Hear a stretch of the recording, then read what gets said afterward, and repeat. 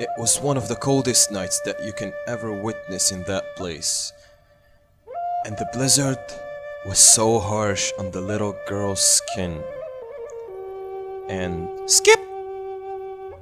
And then she started running away from a polar bear, not knowing where he came from, nor what he wants to do with her. And then she jumped. She thought that bears couldn't jump, but she was mistaken, as she was always. She even tried to slide to see if bears can do that too, but that was just kind of a retarded thought. The girl kept running and running away from the polar bear, not knowing where she's going, just to get to the point of safety, no matter how much it takes. But right after then, the wind was slowing her down, and "Bitch!" the bear said, growling. And then there was a white creature. Commands? Okay. There was a white creature. I think it's a fox. Yeah, it's a fox. And then the bear broke the ice. And the fox said, "Suck my ass, you little bitch." Oh, no. No. She never told anyone about the fox, because basically there was just the two of them in that place, but mostly she didn't tell anyone about the fox because he was not a normal fox. You see, he had the ability to summon spirits, you know. Oh, god damn it. Let me finish my fucking sentence. Fucking wind. He had the ability to... Are you done? Okay, thank you. He had the ability to summon spirits. But the spirits were kind of a retarded, you know. Just to say. And so on, they became friends. They slided together. But they didn't die together. And on their way back home, it was so smoky that they were confused. But then they found out that their village was turned into ashes. I mean, God knows why, it's the fucking North Pole. How it's even fucking burned. And then all of a sudden, she found out a man with great eyeballs. "Who the fuck are you?" the girl thought in her head. But right after then, the man spoke and said, "I've been watching over you. And no, I'm not a rapist. Let's get to the fucking point. If you only can get me my fucking drum. Some noisy ass kids stole it from me. It would be fucking amazing. Okay?"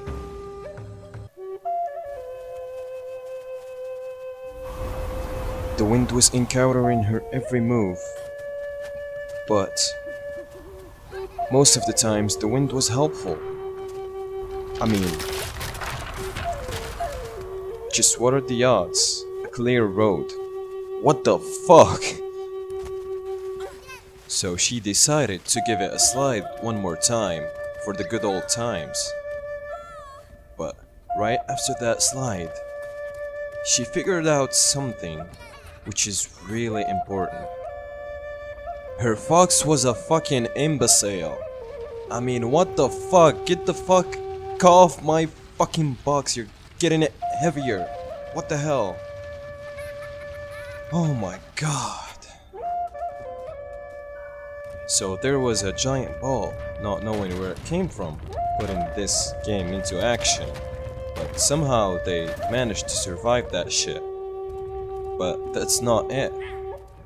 There was a black man throwing meatballs at them, but they used that to their advantage to get that board up. So she jumped and she said, "That's enough, kids. Time to go home."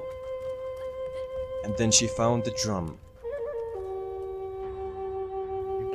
she got back to the man. He was so happy that he said, so she said back, and finally they met the ultimate boss with the most ugly face of all time. Skip! The man had the ability to throw fireballs, but it wasn't standing in their face because, yeah, I forgot to say that the man with the eyeballs gave her an Ebola, yeah, to keep her safe and stuff, you know. And so on. She kept running with her bola, and they got into the land of safety. I mean, it wasn't safe for them, but at least it was far, like a narrow escape. And it was something else which is narrow, the girl said. And on their way to nothingness, they met that polar bear again. He was one hell of a stubborn bear, that simplicity wouldn't change his mind. So they kept running away from him, not knowing where they're going, but they got into an unstable zone.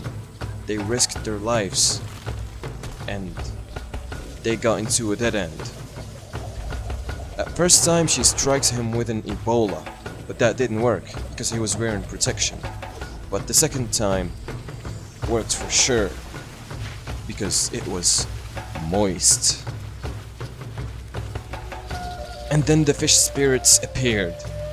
At first they wanted to cook them, but they realized that they're stupid. But again, the bear showed himself again. It was a fucking stubborn bear. So they managed to get away from him. And up next they got into the most boring place ever. So I managed to skip this. And so on, they continued on their journey. The girl felt that she's fucking useless. So she gave the lead to the fox. But what a fucking waste. So she tried again. And they were both fucking useless, so they got into an odd place. It was so fucking weird that they had to witness themselves artificial ghosts made of nuclear farts. But that was so easy for them. They survived. But the worst is yet to come and yet to witness. They've been struck with a fireball. The source was unknown till they figure out that it was that man that he wanted the Ebola. The girls tried to strike him with an Ebola. She managed to do that successfully, but she got the man angry and he killed the fox. The cruelty was too high in this scene. That's so fucking sad. And so on. On the next day, the girl was so sad. She tried to bury the fox, for out of her respects. She prayed, and all of a sudden, she said, "What is this? This is weird. This has never happened before." Hey, it's me, Jose, your neighbor. Now I'll get to stalk you for the rest of your life.